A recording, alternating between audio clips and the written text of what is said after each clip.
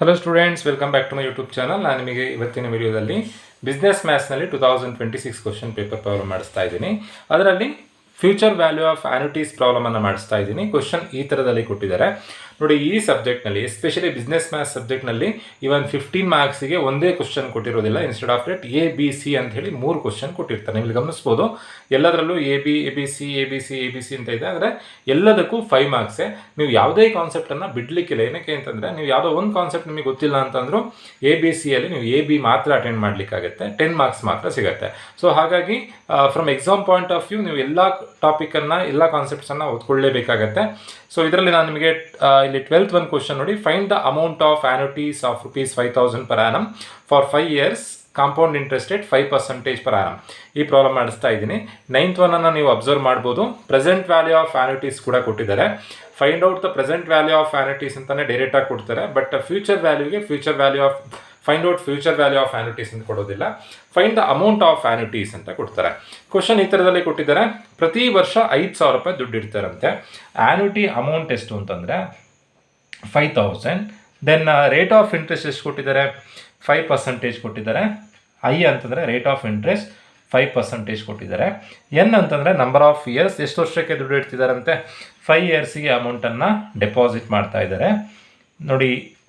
A ಅಂತಂದರೆ annuity amount ₹5,000 ದುಡ್ಡು ಇಡ್ತಾ ಇದ್ದಾರೆ, 5 ವರ್ಷಕ್ಕೆ ಇಡ್ತಾ ಇದ್ದಾರೆ. ಅಲ್ಲಿ ಟೋಟಲ್ ಆಗಿ ಎಷ್ಟು ಅಮೌಂಟನ್ನು ಡೆಪಾಸಿಟ್ ಮಾಡಿದಾಗ ಆಗುತ್ತೆ? 5 × 5 = 25.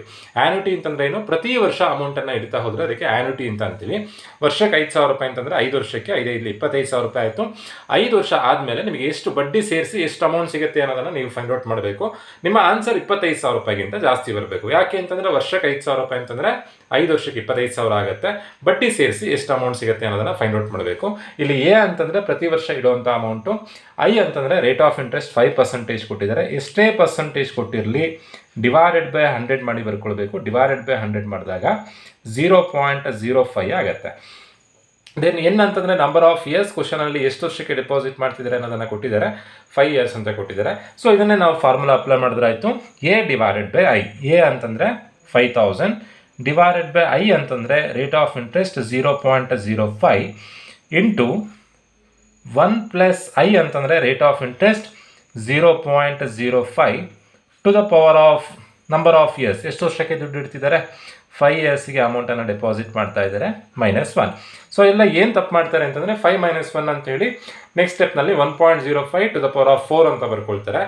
ನೆನ್ಪಿಟ್ಕೊಳ್ಳಿ, ಸಿಂಪ್ಲಿಫೈ ಮಾಡೋದು ಹೇಗೆ ಅಂತಂದರೆ, ಫಸ್ಟು 1 + 0.05 ಆ್ಯಡ್ ಮಾಡಿ ಪವರನ್ನು ಫೈಂಡ್ ಔಟ್ ಮಾಡಿಕೊಂಡು ಬಂದಿರೋವಂಥ ಆನ್ಸರಲ್ಲಿ 1 ಲೆಸ್ ಮಾಡಬೇಕು. ಡೈರೆಕ್ಟಾಗಿ 1 ಲೆಸ್ ಮಾಡೋದಲ್ಲ.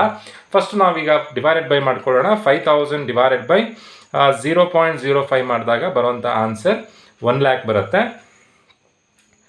1,05,000 ಪ್ರತಿ ವರ್ಷ ಇಡ್ತಾ ಇರುವಂಥ deposit divided by rate of interest 0.05 ಇದೆ. 0.05 ಮಾಡಿದಾಗ 1 lakh ಬರುತ್ತೆ. ನೆಕ್ಸ್ಟು 1 + 0.05 ಮಾಡಿದಾಗ 1.05 ಆಗುತ್ತೆ to the power of 5 - 1. Next ಸ್ಟೆಪ್ನಲ್ಲಿ 1 lakh into 1.05 to the power of 5 ಟೈಮ್ಸನ್ನು ಫಸ್ಟ್ ಮಾಡ್ಕೊಳ್ಬೇಕು. 1.05 ಅಂತ ಕ್ಯಾಲ್ಸಿಯಲ್ಲಿ ಟೈಪ್ ಮಾಡೋದು. To the power of 5 times ಮಾಡೋದು ಹೇಗೆ ಅಂತಂದರೆ 1 time ಇಂಟು ಬಟನ್ ಪ್ರೆಸ್ ಮಾಡಬೇಕು. ಇಲ್ಲಿ ಪವರ್ ಏನಿರುತ್ತೋ ಅದಕ್ಕಿಂತ 1 ಸತಿ ಕಮ್ಮಿ. ಪವರ್ 5 ಇದೆ, 4 times ಈಕ್ವಲ್ ಬಟನನ್ನು ಪ್ರೆಸ್ ಮಾಡಬೇಕು. ಕ್ಯಾಲ್ಸಿಯಲ್ಲಿ ಗ್ರ್ಯಾಂಡ್ ಟೋಟಲ್ 6 ಅಂತ ತೋರಿಸ್ತಾ ಇರಬೇಕು. ಪವರ್ 5 ಇದೆ, ಗ್ರ್ಯಾಂಡ್ ಟೋಟಲ್ 6 ಅಂತ ತೋರಿಸ್ತಾ ಇರಬೇಕು. 1.276 ಆನ್ಸರ್ ಬರುತ್ತೆ. 1.276 -1 ಫಾರ್ಮುಲಾದಲ್ಲೇ ಇರೋದು, ಅದನ್ನೇ ಬರ್ಕೊಂಡಿದ್ದೀನಿ. ಇನ್ನೊಂದು ಸತಿ ರಿಪೀಟ್ ಮಾಡ್ತೀನಿ. 1.05 ಟು ದ ಪವರ್ ಆಫ್ 5 ಹೇಗೆ ಅಂತಂದರೆ 1 ಸತಿ ಇಂಟು ಬಟನ್, ಒಂದು ಪವರ್ ನೋಡಿ 5 ಇದೆ, 4 times ಈಕ್ವಲ್ ಬಟನ್ ಪ್ರೆಸ್ ಮಾಡಬೇಕು. 1 2 3 4 ಹಾಗೆ ಮಾಡಿದ್ಮೇಲೆ ಕ್ಯಾಲ್ಸಿಯಲ್ಲಿ ಗ್ರ್ಯಾಂಡ್ ಟೋಟಲ್ ಅಂತ ಹೇಳಿ ಪವರ್ ಏನಿರುತ್ತೋ ಅದಕ್ಕಿಂತ 1 ಜಾಸ್ತಿ ತೋರಿಸ್ತಾ ಇರಬೇಕು. ಗ್ರ್ಯಾಂಡ್ ಟೋಟಲ್ 6 ಅಂತ ತೋರಿಸ್ತಾ ಇರಬೇಕು. ಪವರ್ 5 ಇದೆ, ಗ್ರ್ಯಾಂಡ್ ಟೋಟಲ್ 6.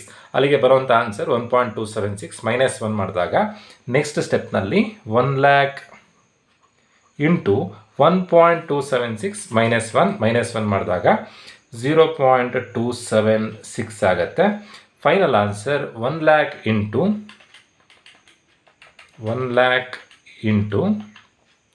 0.276. Final answer 27,600. 5 ವರ್ಷಕ್ಕೆ ನೀವು ಇಟ್ಟಿರೋವಂಥ ಅಮೌಂಟು 25,000 ಆಗಿರುತ್ತೆ. ನಿಮಗೆ ಬಡ್ಡಿ ಸೇರಿಸಿ 27,600 ರೂಪಾಯಿ ಸಿಗುತ್ತೆ. ಅಂದರೆ ನಿಮಗೆ 2,600 ರೂಪಾಯಿ ಬಡ್ಡಿ ಸಿಗುತ್ತೆ. ಸೊ ಈ ಥರದಲ್ಲಿ ನೀವು future value of annuities problem ಮಾಡಬೇಕು. ಹೋಪ್ ಎಲ್ರಿಗೂ ವಿಡಿಯೋ ಅರ್ಥ ಆಗಿದೆ ಅಂತ ಅಂದ್ಕೊಳ್ತಾ ವಿಡಿಯೋ ಮುಗಿಸ್ತಾ ಇದ್ದೀನಿ. Thank you.